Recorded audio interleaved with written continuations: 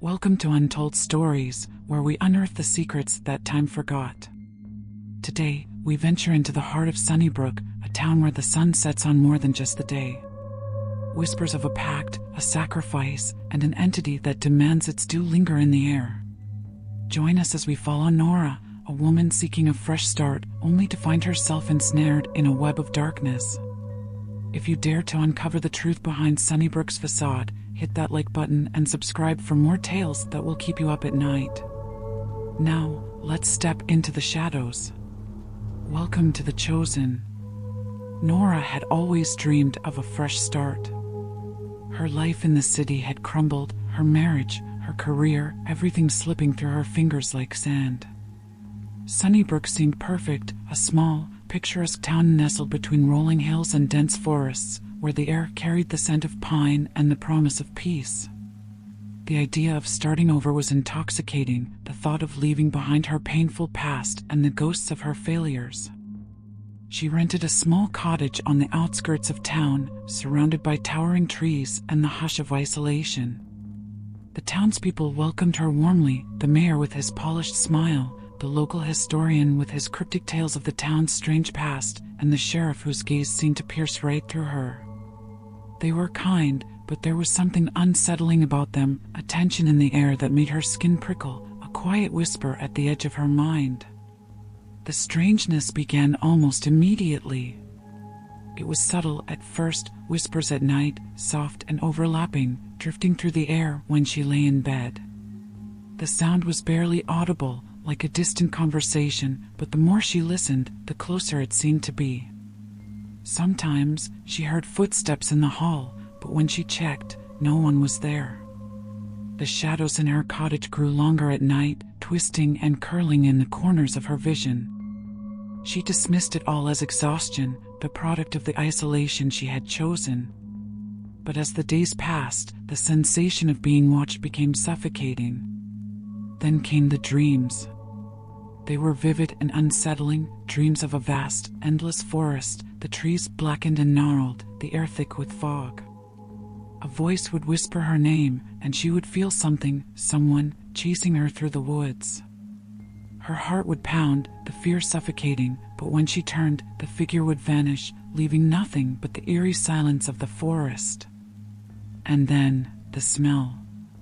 The acrid stench of burning flesh would fill her nose as she awoke, drenched in sweat, gasping for breath.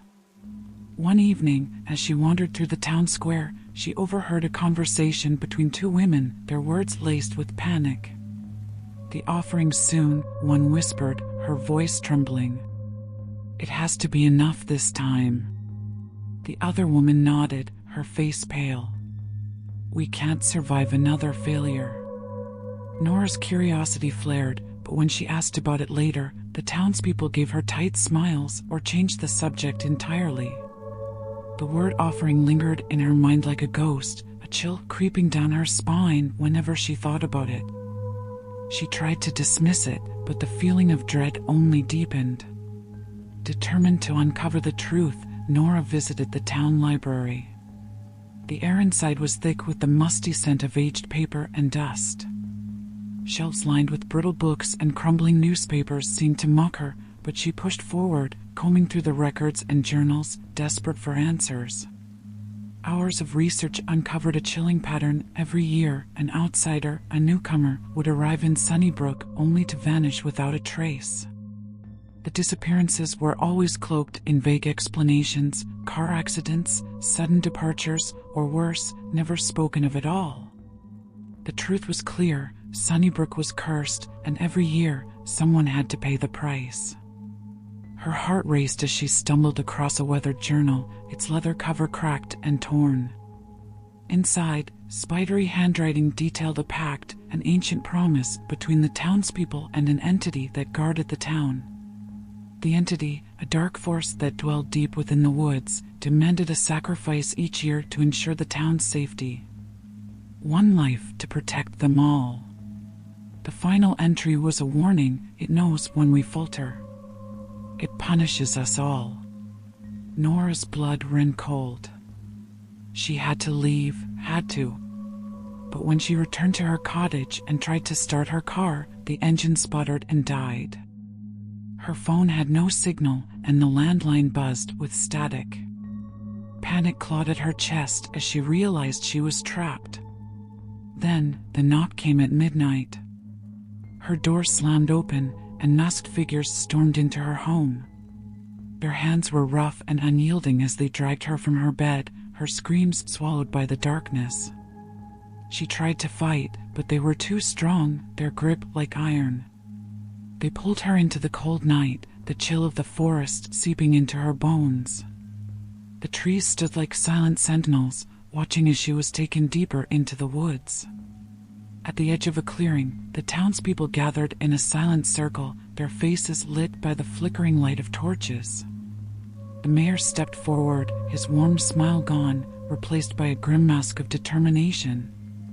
"You were chosen, Nora," he said, his voice heavy with something darker than regret. "Every year, we offer a sacrifice to the entity that protects our town. It keeps us safe, prosperous.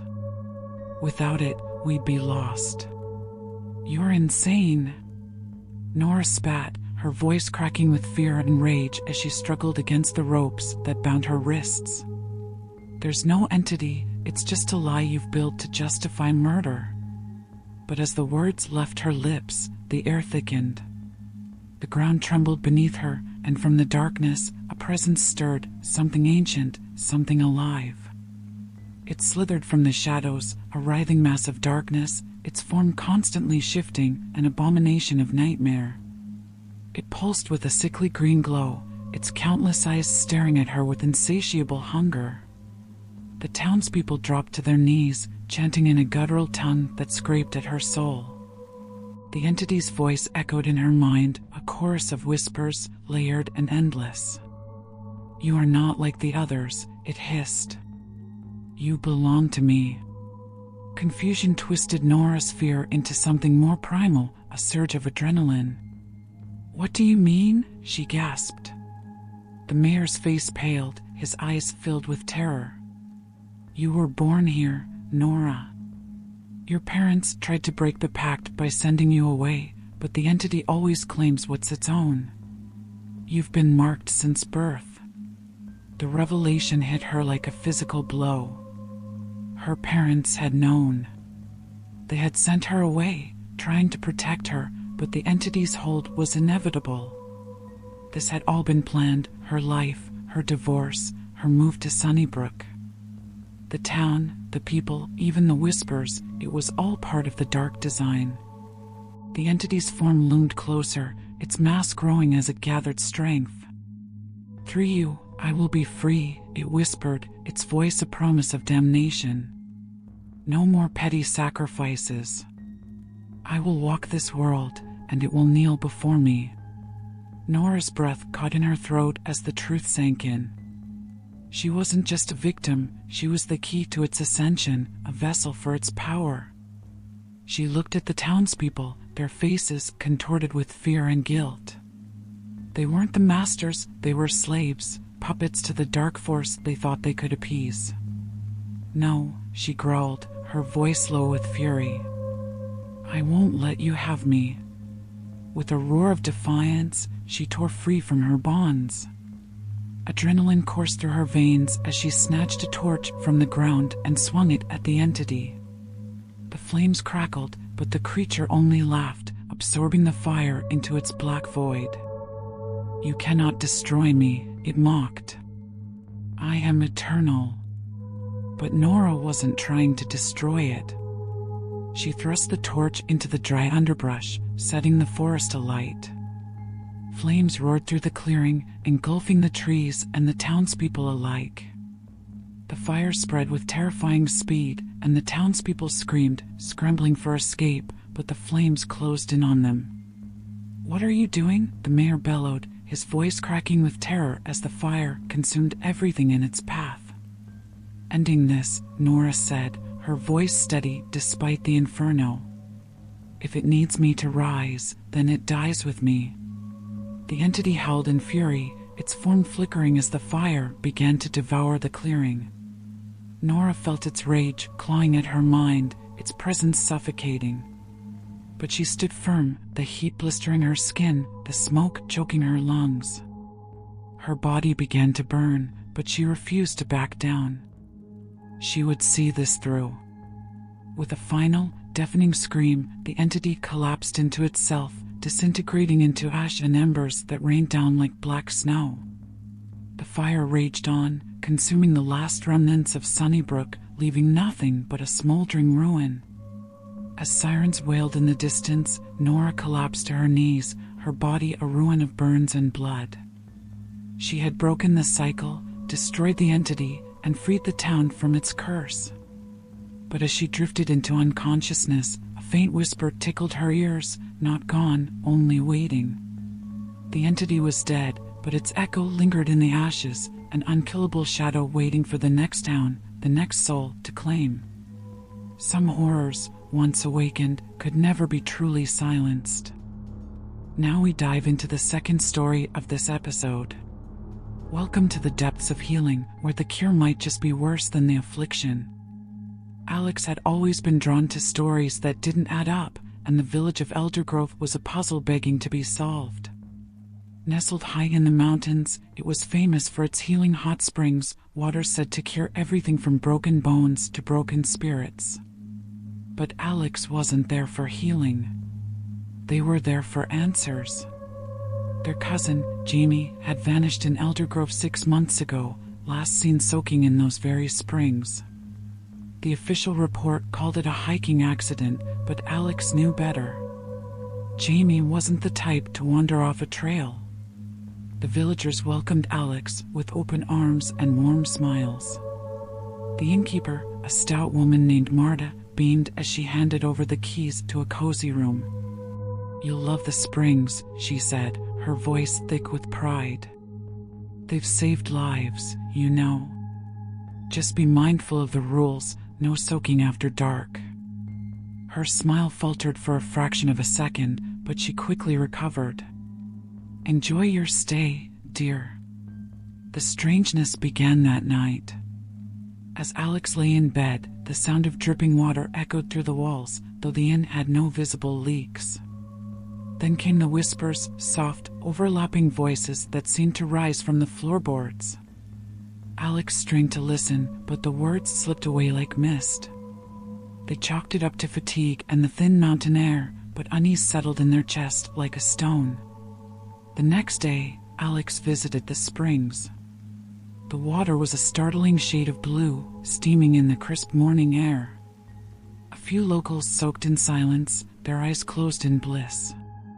Alex dipped a hand in, surprised by the warmth, but a sudden chill crawled up their spine. For a moment, they thought they saw something move beneath the surface, a shadow, long and sinuous, gliding through the depths. They blinked, and it was gone. Determined to find answers, Alex headed to the village library, a cramped building filled with dusty books and yellowed newspapers. Hours of digging revealed a chilling pattern. Every few years, someone would vanish in Eldergrove. Hikers, tourists, even a few locals, all disappearing near the springs. The articles were vague, blaming accidents or wild animals, but Alex noticed a recurring detail. Each disappearance happened on the night of a new moon, when the sky was at its darkest. Their pulse quickened as they found an old leather-bound journal tucked behind a row of encyclopedias. The handwriting was shaky, the pages brittle with age. It spoke of a legend: the springs are a gift from the creature that dwells below. It heals, but it hungers. One life every few years to keep the balance. The final entry was a scrawled warning: it knows when we forget. It takes what it is owed. That night, Alex decided to break the rules. They crept to the springs under the cover of darkness, the new moon rendering the sky a void. The water was still, steam curling into the air like ghostly fingers. Alex knelt by the edge, peering into the depths. At first, there was nothing. Then, a ripple. A shape, vast and dark, uncoiled beneath the surface. Eyes, Dozens of them opened in the murk, glowing with a sickly yellow light. Alex stumbled back, heart pounding, as the whispers returned, louder this time. Stay, heal, surrender. The next morning, Alex confronted Marta. What's in the water? They demanded, voice shaking. What happened to Jamie? Marta's smile was gone, replaced by a look of cold resignation. The springs give and they take. It's how it's always been. You're sacrificing people, Alex hissed. Feeding them to that thing. It's not a thing, Marta said sharply. It's a guardian. It heals us, protects us. Without it, Elder Grove would be nothing. Her eyes softened, but her words were steel. Your cousin understood. They chose to stay. Alex's blood ran cold. You're lying. Jamie would never. But Marta cut them off. The creature doesn't just take. It offers a choice. Stay and be healed, or leave and suffer. Jamie chose to stay. Alex fled the inn, fury and fear twisting in their gut. They had to leave, to expose the truth. But when they reached their car, the engine sputtered and died. Their phone showed no signal, and the only road out of Eldergrove was blocked by a sudden landslide. The village had them trapped. That night, the whispers grew louder, seeping into their dreams. Alex saw Jamie, pale and gaunt, standing at the edge of the springs. It's peaceful here, Jamie whispered, their voice echoing unnaturally. Stay with me. But their eyes, God, their eyes, were hollow, filled with the same sickly yellow glow. Alex awoke with a scream, drenched in sweat. They knew they had to end it. If the creature needed a tribute, perhaps destroying its lair would break the cycle.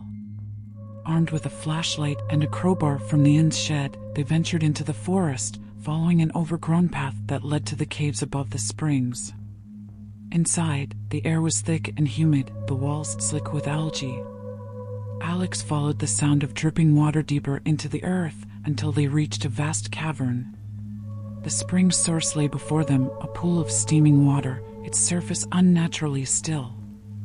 And there, in the center, a mass of writhing tentacles, studded with eyes that blinked in unison.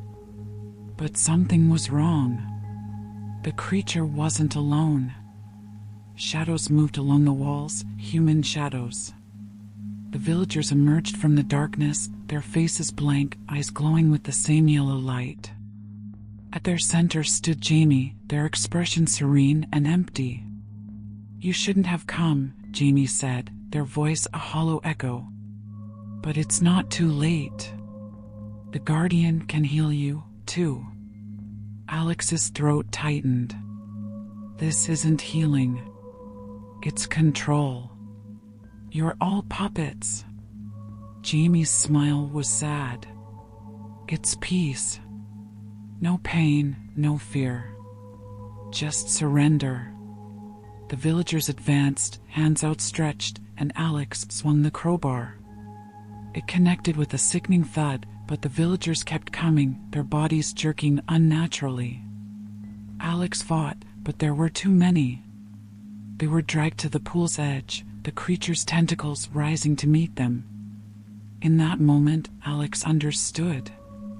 The creature didn't just feed on bodies, it fed on minds, twisting them into willing servants. Jamie hadn't been sacrificed, they'd been converted, their soul consumed by the thing in the water. With a final, desperate effort, Alex kicked free and plunged the crowbar into the creature's eye. It shrieked, a sound that shattered the air, and the villagers collapsed, clutching their heads. Alex stumbled back, gasping, as the creature writhed in agony, its glow dimming. But it wasn't enough. The creature retreated into the depths, wounded but alive. The villagers rose, their eyes clearing, but their faces were masks of rage. You've doomed us, Marta spat, her voice trembling. Without the guardian, Eldergrove will wither. You've killed us all." Alex fled, stumbling through the forest as the village descended into chaos. Behind them, the ground trembled, and a terrible wail echoed from the caves.